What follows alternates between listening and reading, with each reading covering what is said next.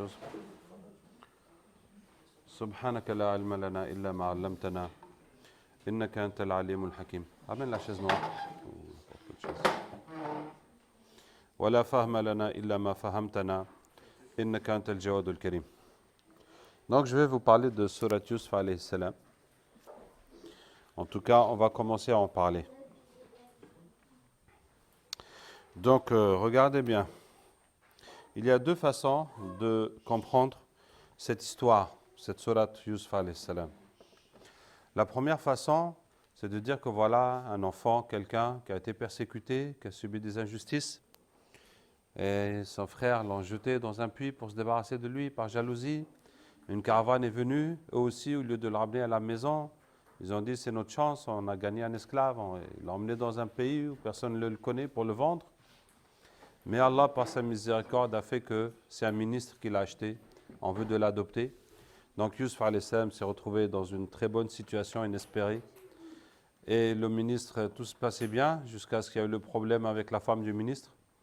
Et là, son père adoptif a décidé de le sacrifier et de le mettre en prison pour préserver la stabilité de son foyer. Et encore une fois, donc le malheur s'abat sur lui, les épreuves.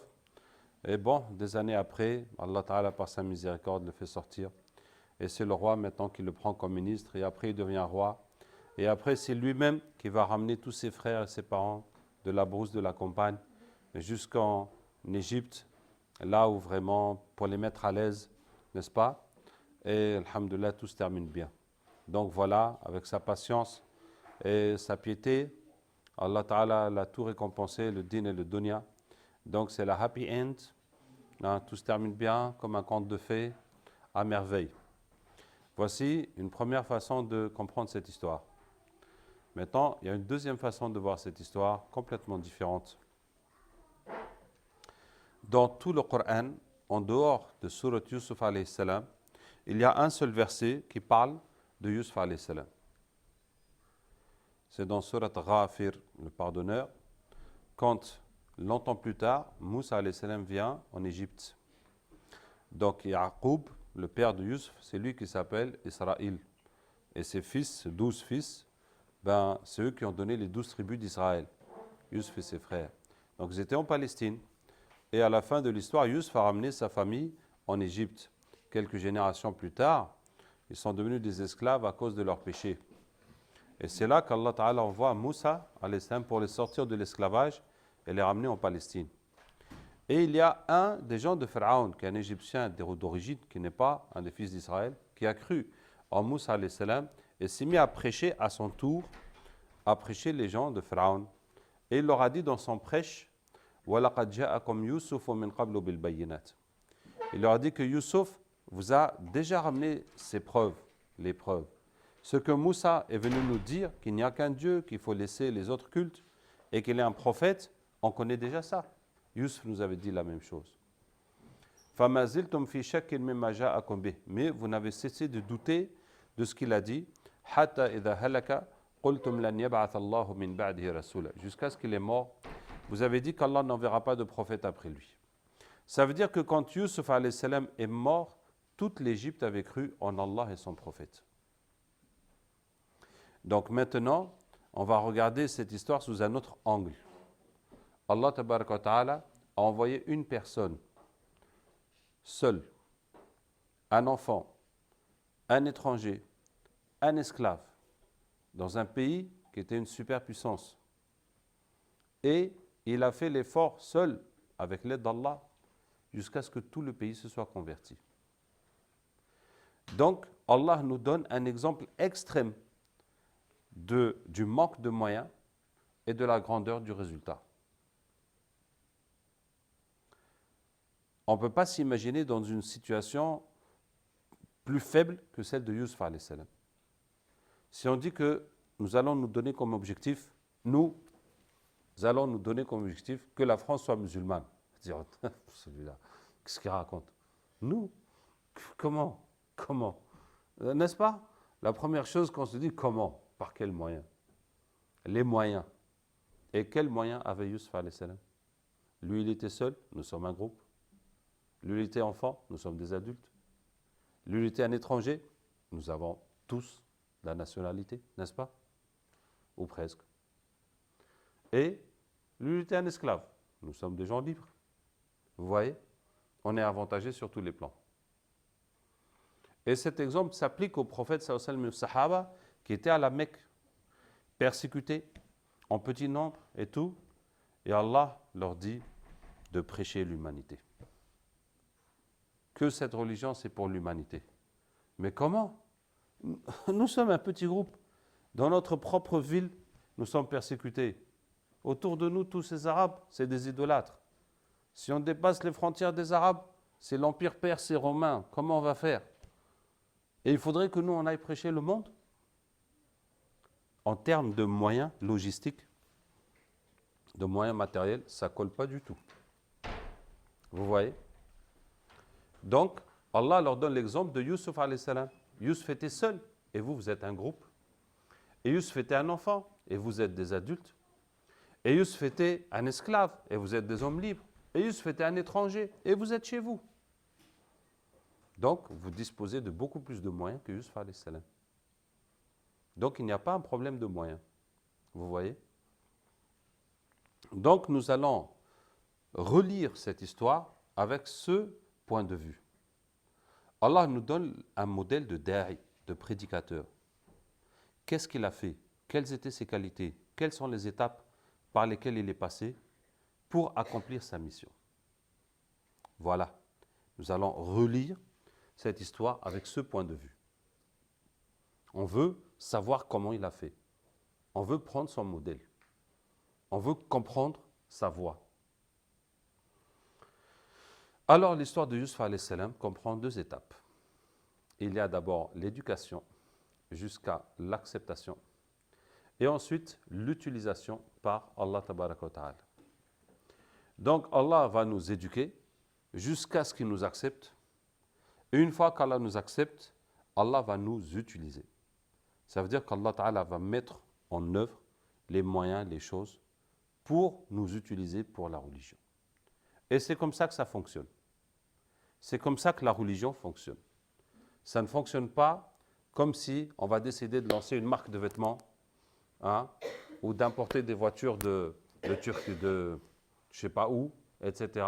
Et hop, on fait un plan commercial et de la pub et tout, et c'est parti.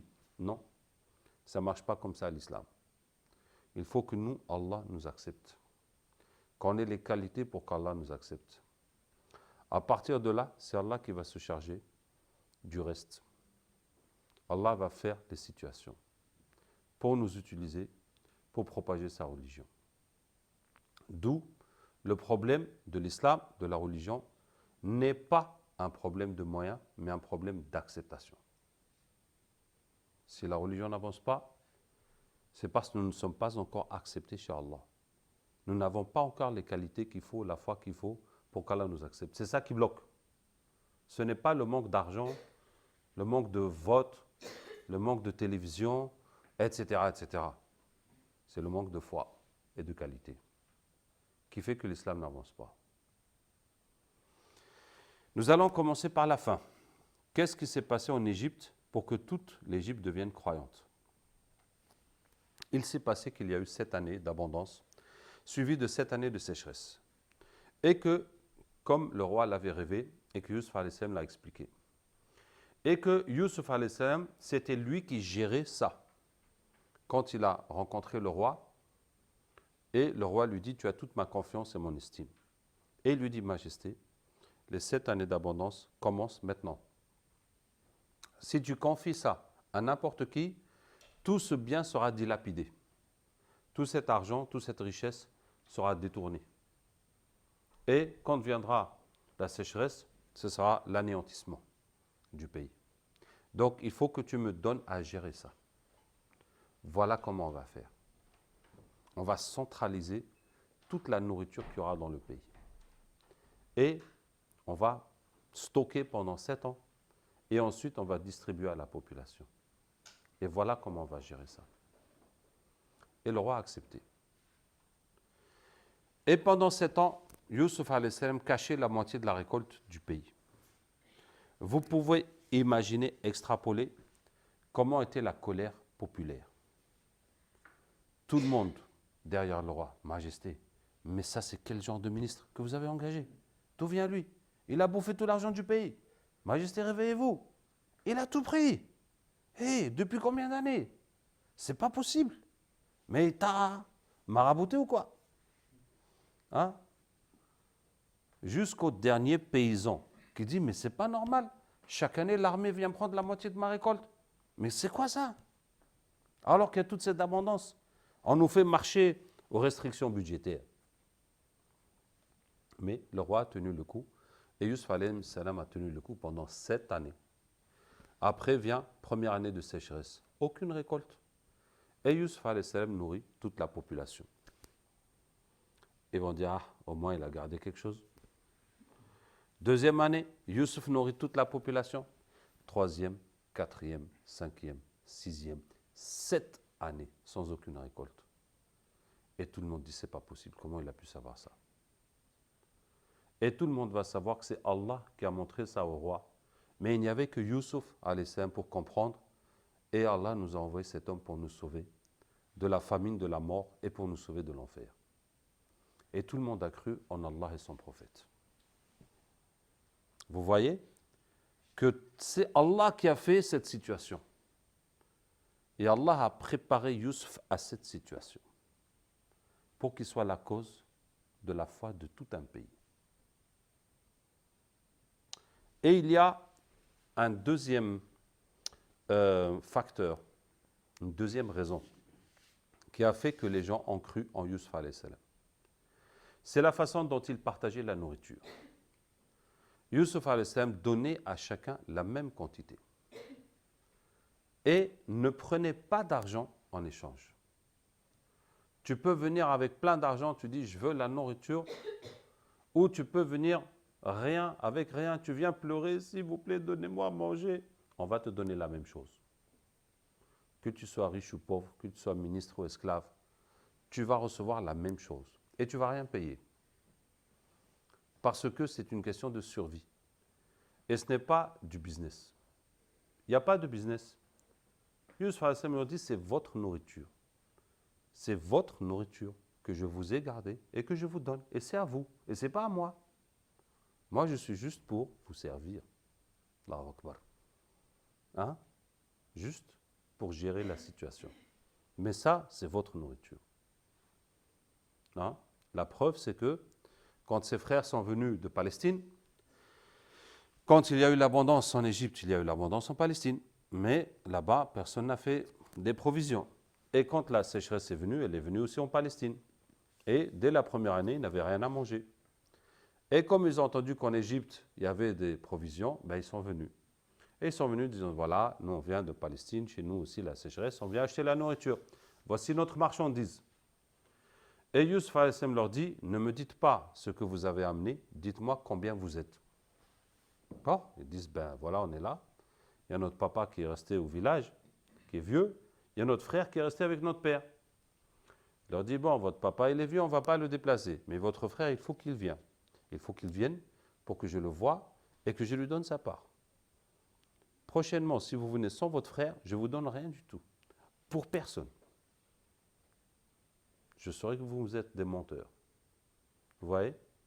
Ils vont se dire, mais quelle prochaine fois?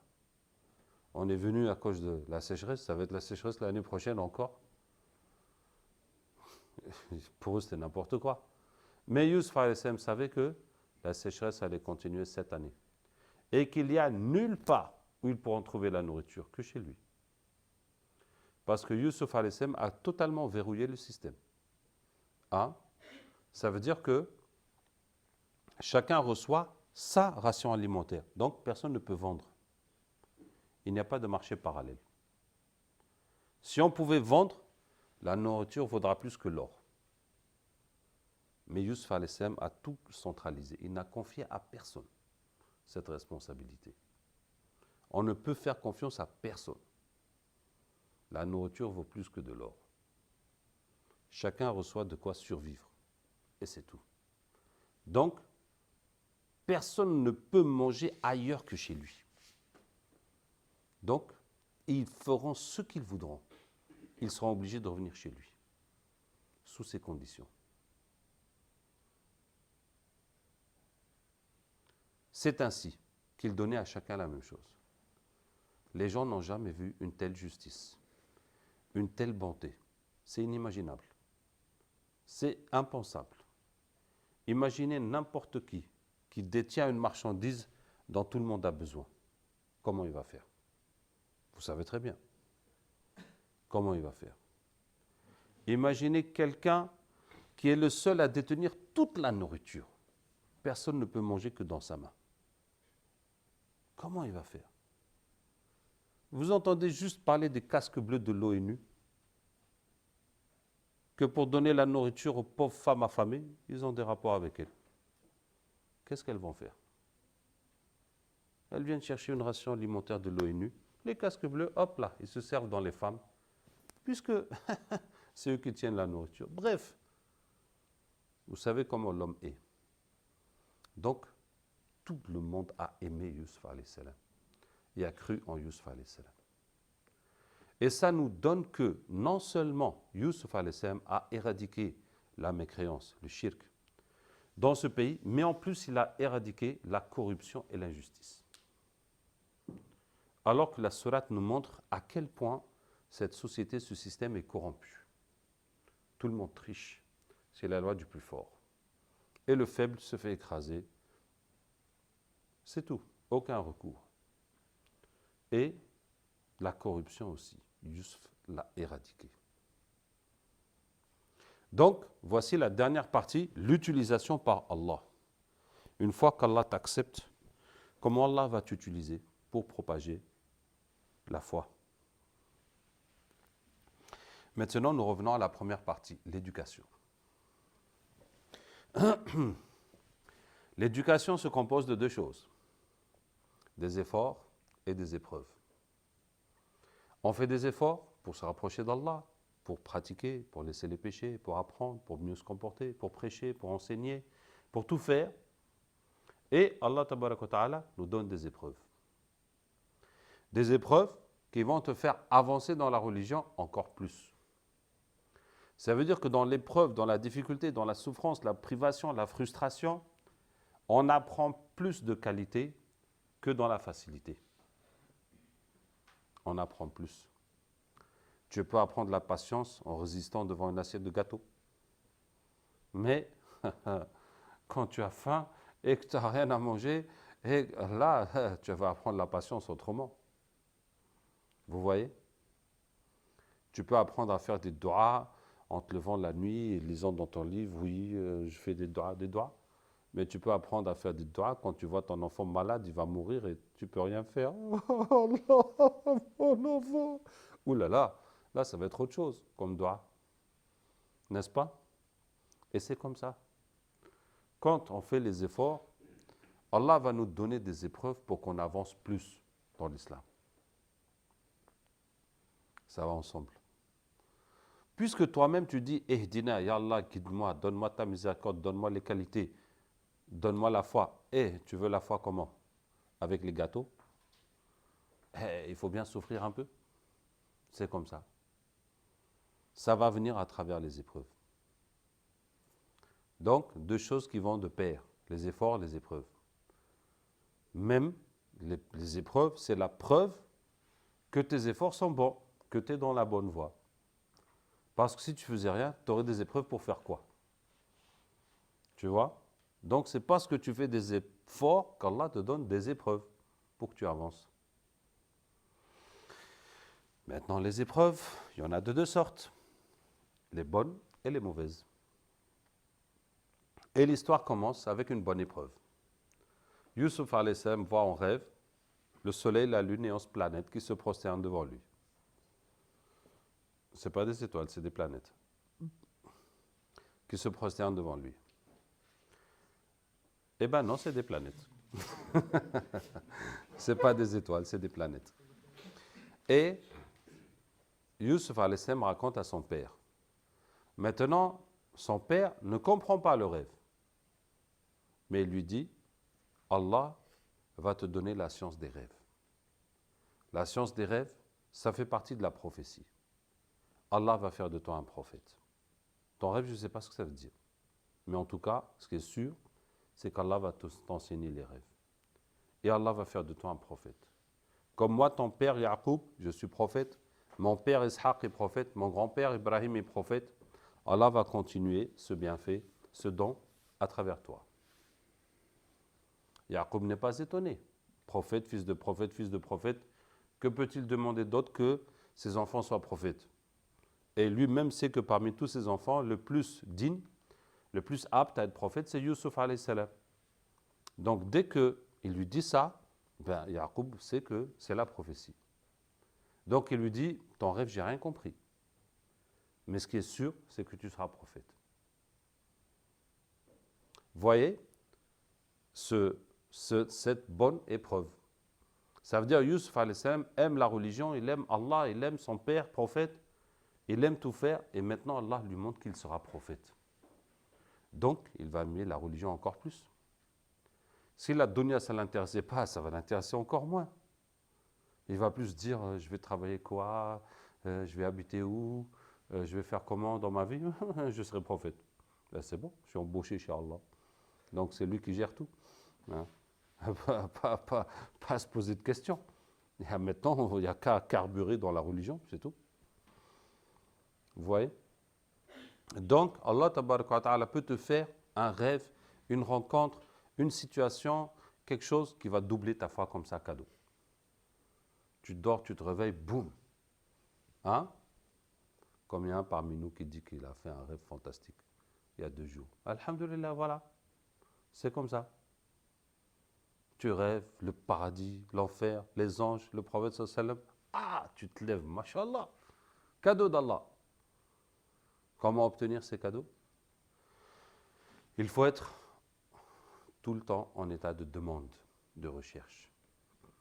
On veut, on fait l'effort, on demande à Allah. Ya Allah, guide-moi, donne-moi ta miséricorde. Tu essayes, tu fais l'effort, tu fais tout ton possible. Et Allah te donne des petits coups de pouce. Ting, voilà, bonus de iman. Vous avez gagné un bonus de rêve du prophète, sallallahu alayhi wa sallam.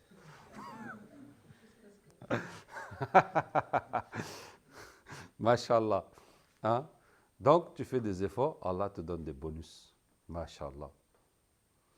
Et ensuite vient la mauvaise épreuve. C'est quoi? On l'a mis dans le puits. Ah. Quel est le sens de cette épreuve? L'être humain aime la stabilité, la sécurité dans sa vie, que son confort, que tout soit OK, hein, que tout soit bien programmé, planifié, hein, sécurisé. Et Allah tabaraka wa ta'ala n'aime pas le besoin de l'être humain dans la sécurité matérielle. Ça veut dire que si tu vois que c'est bon, tu as des rentrées, tout est un stock de nourriture, ah, tu es tranquille. Si tu vois rien, tu paniques. Allah n'aime pas ça. Allah aime qu'on croit en lui, qu'on a confiance en lui, que c'est lui notre créateur. Et si tu meurs, tu vas faire comment? Mais tu vas aller chez Allah.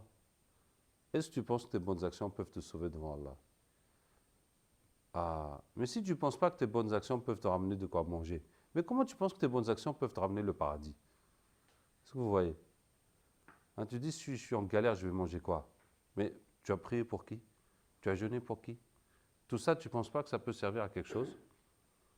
Mais si tu penses que ça ne peut même pas te ramener de quoi manger, tes bonnes actions, et comment ça va te ramener le paradis? Donc, tu n'as pas besoin d'avoir peur d'avoir faim, ou d'être dans la rue, ou d'être ceci. Il faut avoir peur de l'enfer. Il faut avoir peur de l'enfer. En tout cas, et donc Yusuf alayhi salam, Allah lui a arraché tout ce à quoi il était attaché, tout ce qu'il y avait dans sa vie. Allah lui a arraché sa famille, ses parents, ses moutons, sa maison, jusqu'à son identité. Il a perdu son identité. Il est devenu une marchandise, un esclave. Vous voyez? Même ça, chacun de nous peut-il imaginer le poids que sa carte d'identité pèse dans son cœur? Carte d'identité, passeport, nationalité. Hein, si tu étais sans papier, et après des galères, tu as eu tes papiers, ce papier-là, combien il pèse dans ton cœur? Bon, si tu n'as jamais eu de problème de papier, tu ne connais pas ça. Mais imagine, tu te retrouves à leur place. La hawla wa la quwwata illa billah. J'ai pas de papier. Qu'Allah ait pitié de nous. Donc, Allah lui a tout enlevé. Et en même temps, Allah Ta'ala lui dit dans le puits, وَأَوْحَيْنَا إِلَيْهِ لَتُنَبِّئَنَّهُمْ بِأَمْرِهِمْ هَذَا وَهُمْ لَا يَشْعُرُونَ. Nous lui avons révélé que tu vas leur rappeler ce qu'ils ont fait sans qu'ils s'en rendent compte. Allah Ta'ala lui dit, ne t'inquiète pas, ce qui se passe, Allah le voit. Ce qui va se passer après, Allah le connaît. Et après, Allah le connaît. Et jusqu'à la fin, tu auras le dessus sur eux. Donc Allah Ta'ala lui dit que tu as tout perdu, mais tu n'as pas perdu Allah. Allah est avec toi, tu n'as rien perdu du tout. Du moment que Allah est avec toi, tu n'as rien perdu du tout. Tout va bien, Allah est là. Vous voyez? Voilà la leçon de cette épreuve. On n'a pas l'âge, une dizaine d'années. Moins peut-être.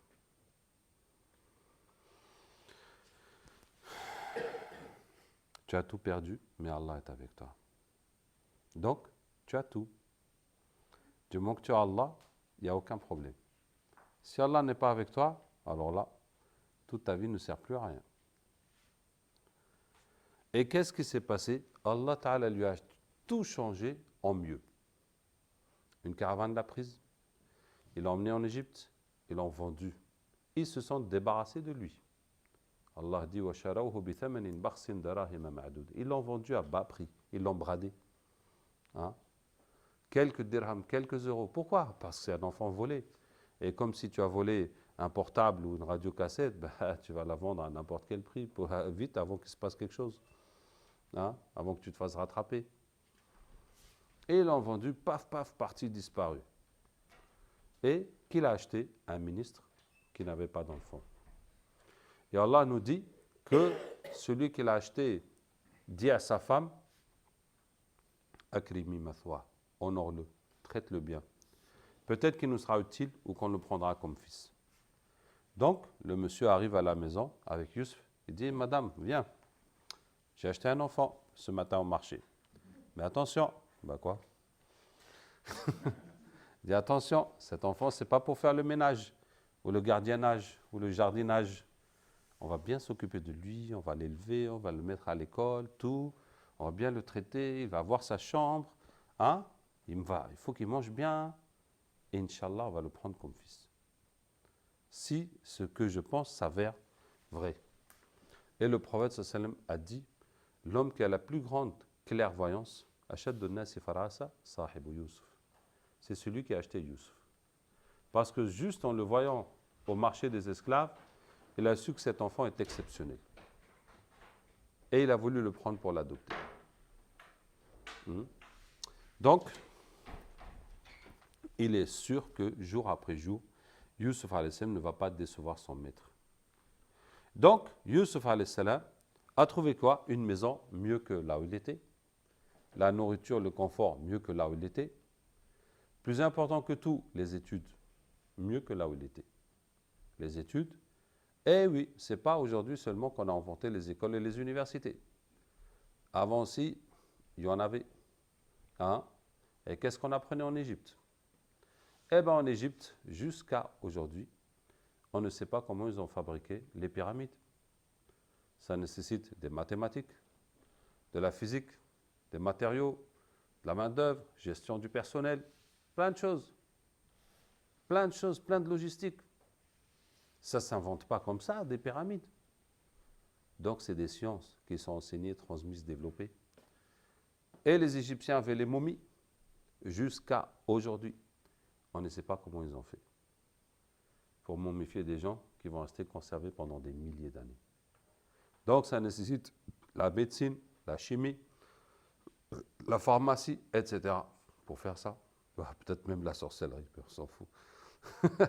Ce n'était pas le but. Donc, qu'est-ce que je disais? Youssef a appris toutes ces sciences. En tant que fils de ministre, il a tout appris ce qu'il y avait à apprendre là-bas. Et Allah lui a donné, on ne va pas dire des parents mieux que les siens, les parents sont irremplaçables. Mais des parents adoptifs, ils ont beaucoup d'amour à donner. En tout cas, ce qui est sûr, c'est qu'ils étaient 12. Là, il n'est plus que fils unique. Donc, tout est pour lui. Vous voyez, Allah a changé tout le mal qu'il y a dans cette épreuve en bien. Donc, je vous ai dit que l'histoire se partage en deux parties.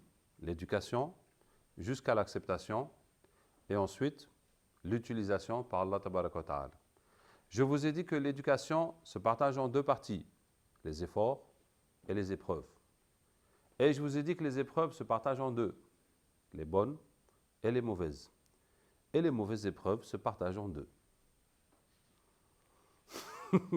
C'est vraiment un matheux qui parle, hein? Et les mauvaises épreuves se partagent en deux. Il y a la mauvaise épreuve où tu as fait une faute et la mauvaise épreuve où tu n'as pas fait de faute. Dans le puits, Yusuf n'a fait aucune faute. Ça lui est tombé dessus comme ça. La mauvaise épreuve où tu n'as pas fait de faute, Allah va changer tout le mal qu'il y a dedans en bien. Ça veut dire que si les gens veulent te faire du mal, si qui que ce soit veut te faire du mal, tant que toi, tu as été droit avec Allah, tu n'as rien fait de travers, aucun mal ne peut t'atteindre. Personne ne peut rien te faire. Tant que tu es droit avec Allah, tout le mal qu'ils voudront te faire, Allah va le changer en bien. Et tu vas continuer ta route comme si c'est rien passé. Vous voyez? Mais si tu fais une faute, et Allah va t'éprouver à cause de la faute que tu as faite, là, ça ne va pas se passer comme ça. Là, ça va être autrement. Quelle est la faute que Yusuf a fait quand il était en prison? Alors, je vous retrace un peu le contexte. La femme l'a séduite et elle a refusé. Elle a fait un scandale. Elle a réuni toutes les femmes de la ville. Elle leur dit maintenant, je le veux. S'il refuse, je vais le faire mettre en prison, le châtier. Ouh là là! Maintenant, la situation n'était plus gérable. Et le ministre s'est réuni avec ses conseillers. En fait, voilà, ce ministre, je vous ai dit, n'avait pas d'enfant. Mais à la fin de l'histoire, il va mourir et Yusuf va épouser sa femme, donc cette même femme qu'il a draguée. Yusuf va l'épouser, il va la trouver vierge. Ça veut dire que ce pauvre monsieur ne pouvait rien faire et n'a jamais rien pu faire avec sa femme. Vous voyez? Ben, pourquoi avoir une femme? Ben, peut-être qu'il espérait que ça irait. Peut-être qu'il cherchait des médicaments. Mais quand on a cherché des solutions qu'il n'y en a pas, ben, c'est là qu'on commence à se tourner vers l'adoption, vers une solution alternative. Et donc le ministre s'est réuni avec ses conseillers. Qu'est-ce qu'on fait maintenant?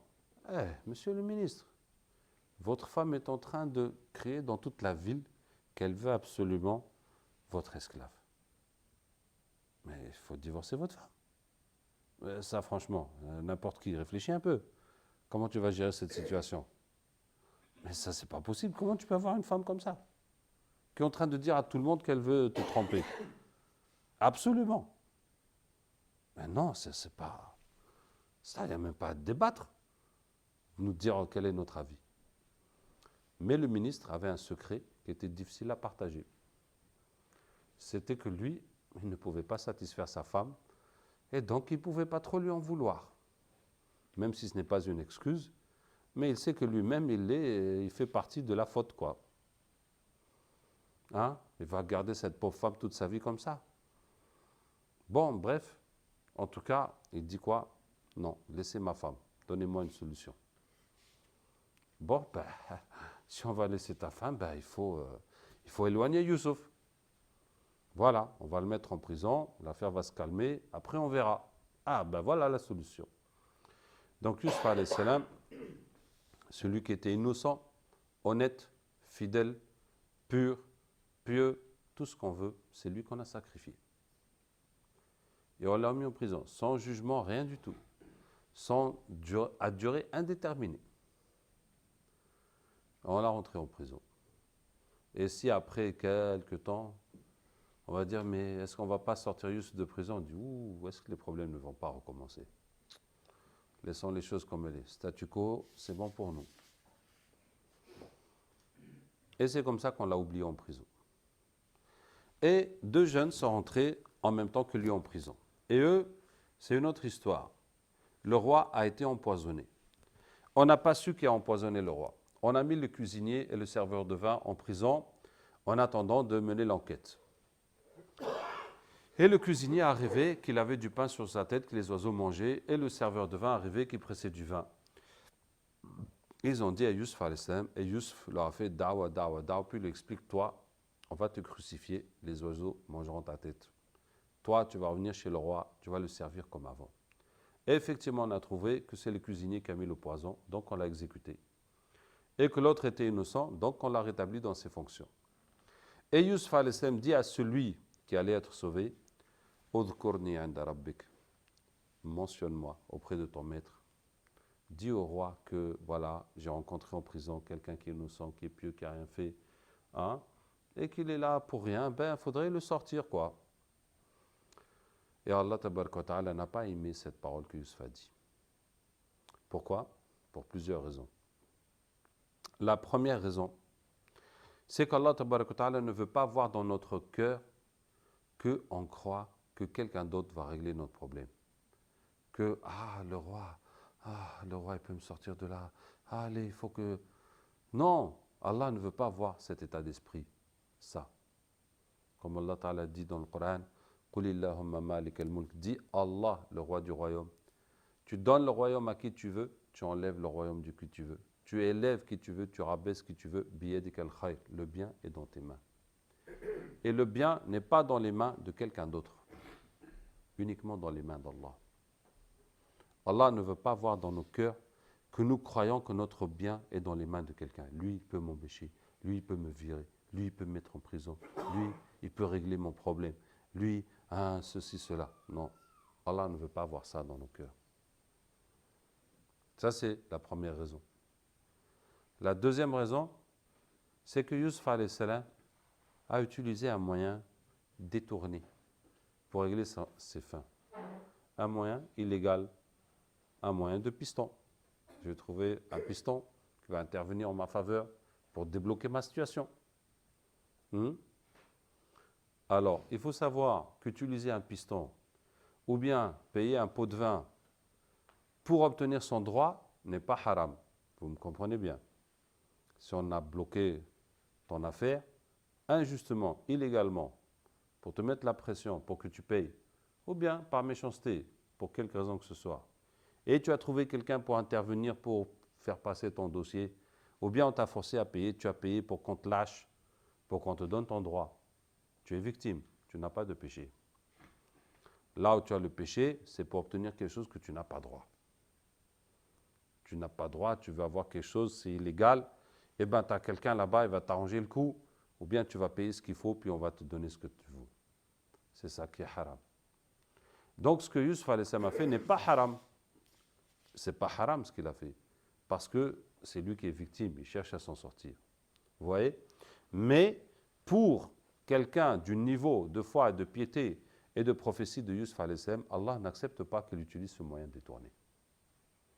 Ça veut dire même au cas où on est victime et on pourrait payer, il vaut mieux refuser et opposer une résistance citoyenne et exiger que la loi soit appliquée et subir et prier et manifester dans la légalité jusqu'à ce que la loi soit appliquée et que le système soit normalisé. Vous voyez?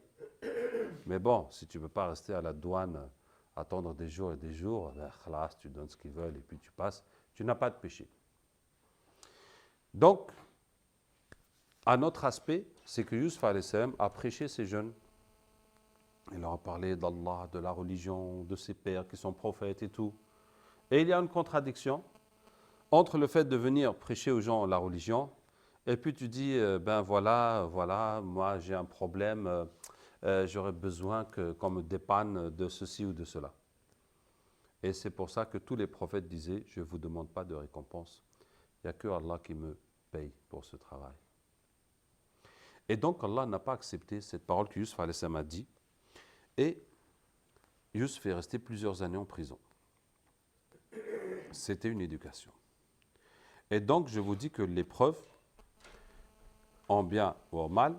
L'épreuve en mal, ça peut être que tu as fait une faute ou que tu n'as pas fait de faute. Si tu n'as pas fait de faute, la mauvaise épreuve, Allah va tout changer positivement. Tout va bien se passer. Mais si c'est une faute que tu as faite, et Allah va t'éprouver, là ça va se passer autrement. Et là c'est quoi? La pédagogie d'Allah est dure. Allah va te donner une leçon que tu ne vas jamais oublier de ta vie. Toute ta vie, tu ne vas pas oublier le zigzag que tu as fait et qu'est-ce qui t'est arrivé. Pour que plus jamais tu refasses ça, plus jamais ça te passe par l'esprit d'essayer ce petit raccourci que tu as voulu faire. Vous voyez? Allah va te donner une leçon à vie. Une leçon à vie. Comme Allah a donné à ceux qui ont calomnié Aïcha 80 coups de fouet. C'est quand même une bonne leçon. Et plus la honte, et tous les versets sur eux, etc. Et la sourate qui sera toujours lue. Vous voyez? Et Allah les a laissés 1 mois sans révélation, pour que chacun déballe tout ce qu'il a à dire. Allez-y, jusqu'au bout de vos pensées, de vos intentions. Après, on fera les comptes, on fera le bilan. Donc, la règle, c'est quand Allah donne une épreuve pour une faute que tu as faite, la pédagogie d'Allah est dure. Allah va te donner une leçon que tu n'oublieras plus jamais de ta vie. Et regardez comment le comportement de Yusuf alayhi salam a totalement changé après cette épreuve. Des années plus tard, dans l'histoire, on dirait que tout est fini. Que Yusuf alayhi salam va finir ses jours en prison. Sa famille, personne n'est au courant de rien. Le seul qui l'aidait, c'était son maître. Il l'a abandonné. C'est fini, il n'y a plus personne. Même dans les registres de la prison, il n'est pas inscrit. Il n'est pas inscrit que quelqu'un ici s'appelle Yusuf ou qu'il est là pour combien d'années. Il est là seulement. Qu'est-ce qui se passe? Le roi a fait un rêve. Il voit 7 vaches maigres qui mangent 7 vaches grasses. 7 épis durs, secs et 7 épis verts. Et le roi se réveille et dit, ça c'est quoi? Il ne comprend rien. Et il demande à son conseil d'État, ses ministres, voilà, j'ai fait un rêve, j'ai rien compris, ça veut dire quoi? Bon, il dit, c'est n'importe quoi. Il dit, non, c'est important. Il va se passer quelque chose dans mon pays.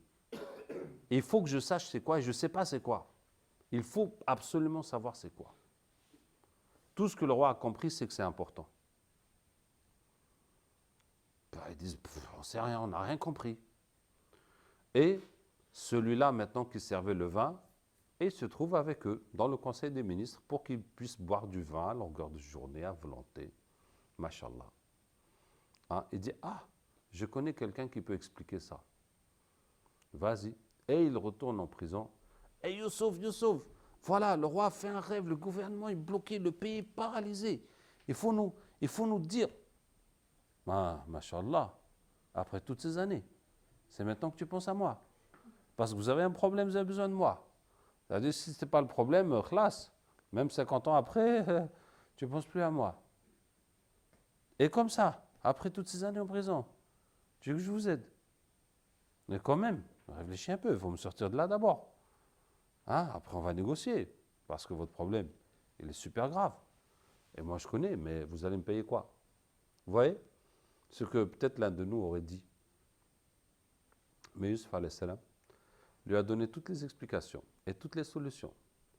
Il n'a gardé aucune carte en main pour négocier. Vous voyez? Il pouvait lui donner la moitié et garder la moitié. Comme ça, ils vont venir supplier. Non, s'il te plaît, le reste c'est quoi? Non, il aura tout expliqué. Il y aura 7 années d'abondance. Il faut garder la moitié de la récolte. Après, il y aura 7 années de sécheresse. C'est ce que vous allez manger pendant les 7 autres années. Après, la pluie reviendra et vous serez libérés. Et il part. Et il donne l'explication. Et là, il se passe un phénomène bizarre. C'est quoi? C'est que ce rêve, Personne n'a rien compris dans ce rêve, même pas un petit bout, même pas un début d'explication, un indice. Hein? Mais dès que le jeune arrive et il donne l'explication, tout le monde voit que c'est ça. Personne n'a douté. Comme si on va couvrir quelque chose avec un drap. C'est quoi? C'est une statue? C'est une guitare? C'est quelqu'un? C'est quoi? Tout le monde parle n'importe quoi, personne ne sait. Et clac, dès qu'on enlève le drap, tout le monde a vu. Il n'y a plus à réfléchir. Tout le monde a compris. C'est comme ça. D'ailleurs, c'est comme ça que le prophète sallam décrit le rêve. Que le rêve, il est comme sur une aile d'oiseau. Quand on l'interprète, il tombe. Tu vois? Clac, ça y est, il est tombé, tout le monde a vu maintenant. Tout le monde a compris. Il n'y a plus de secret pour personne. Donc, tout le monde a vu que c'est ça. Et le roi lui dit, mais qui t'a donné cette explication? Et dit, Majesté, vous vous rappelez l'autre fois, quand il y a eu l'affaire de l'empoisonnement, on était en prison. Eh bien là-bas, on a croisé quelqu'un qui est pieux, qui est honnête, qui est tout, et qui connaît les rêves. Et franchement, je devais vous en parler pour le sortir, mais j'ai tout complètement oublié. Et le roi dit quoi? Amenez-le. Et donc les soldats viennent. Yusuf alayhi salam, viens, où ça? Au palais du roi. Le roi t'attend. À l'Élysée, si vous voulez. On vous attend. Tout le monde vous attend là-bas. Il dit quoi? Il dit non, je ne sors pas. Comment ça, tu ne sors pas? Il dit non, le roi n'a pas le droit de me sortir de prison.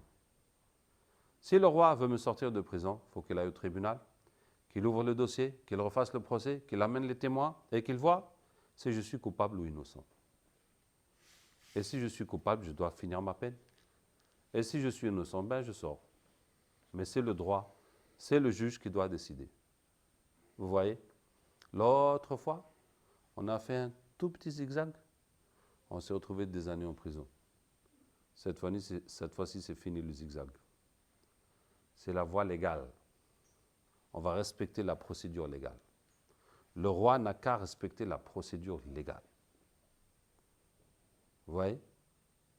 Je vous ai dit comment Yusuf alayhi salam a complètement changé depuis ce temps en prison. L'autre fois, il a dit aux jeunes, parle de moi auprès du roi. Bon, maintenant, il s'en fout complètement. Il lui donne son explication. Hein, quand tu donnes, il dit, hey, t'oublies pas pour moi, hein, t'oublies pas pour moi. Ouais, vas-y. Ça veut dire, le truc, le roi, non, quoi, roi? Que roi? C'est une petite créature comme toutes les autres. Dire quoi? Le roi. Non, quoi, rien du tout. Vous voyez? Hein? Dire quoi? Ouais, sortir de prison. Mais quoi? Mais si Allah veut que je reste, mais je reste. Allah m'a créé pour l'adorer, ben je l'adore. Ici, il n'y a pas de femme qui court derrière moi. Il n'y a pas besoin d'aller faire les courses ou de préparer à manger. J'adore Allah. Où est-ce qu'on peut adorer Allah mieux qu'en prison? Dire je veux sortir, faire quoi? Mais si Allah veut, je sors. Si Allah veut, je reste. C'est pas moi qui décide de ces trucs-là. C'est vrai que même l'envie de sortir de prison, faire sa vie, c'est sorti de son cœur. Vous voyez? Changement total. Et le roi a fait tout ce que Yusuf a dit. Et puis, il a vu qu'il était innocent. Et donc, il a sorti de prison. Vous connaissez la suite. Et la question à laquelle nous arrivons, je vous ai dit depuis le début, que la première partie, c'est l'éducation jusqu'à l'acceptation. À partir de là, Allah va nous utiliser. Quand est-ce que Allah va nous accepter? Quel est le critère qui met fin à l'éducation?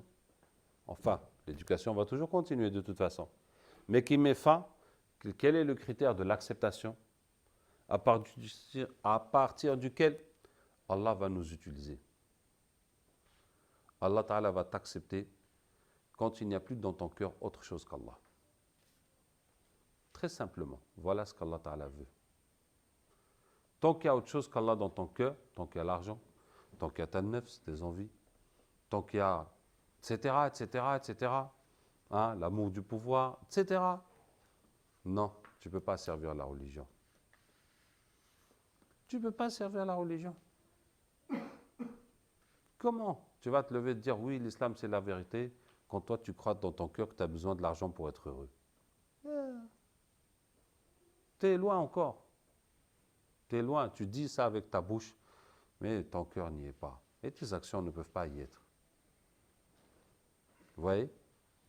Quand dans ton cœur, il n'y a plus autre chose qu'Allah, là, ça devient autre chose.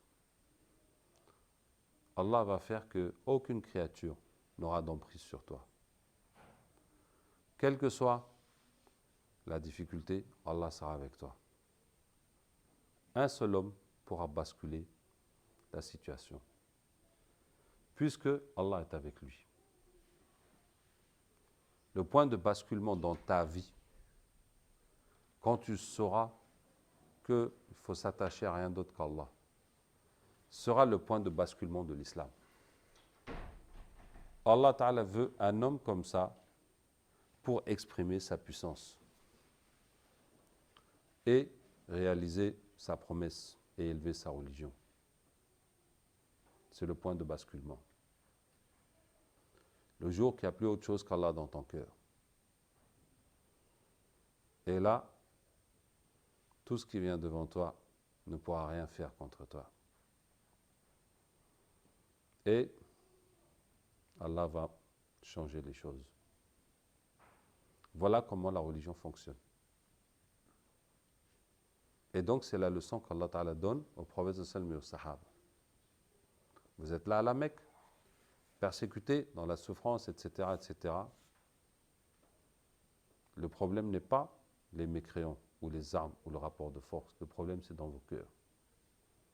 Quand dans vos cœurs, il n'y aura plus autre chose qu'Allah, le monde basculera. Ça doit basculer dans vos cœurs d'abord. Alors, il nous reste autre chose. Dans l'histoire de Yusuf alayhi salam, et je vais vous donner un travail. Vous voyez, ça fait beaucoup de travail. Et il y en a qui ont accumulé trop de retard. Donc, je vous encourage vivement, vivement, vivement à diminuer les discussions et à augmenter le travail. Bon, je ne dis pas que vos discussions sont inutiles.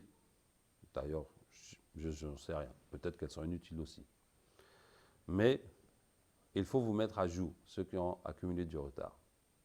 Vous voyez, chaque fois un nouveau travail, qu'Allah nous aide. Dans la sourate, je dis quoi? Dans la première partie, il y a les efforts et les épreuves. Maintenant, on a parlé des épreuves et on n'a pas parlé des efforts. D'accord? On ne va pas parler de tous les efforts parce qu'il y en a trop. Trop. Mais ils sont nombreux. Mais je vais vous parler d'un seul. C'est la parole. C'est la parole. Comment Yusuf alayhi salam parle. Regardez dans la sourate et c'est le travail que je vais vous demander de faire.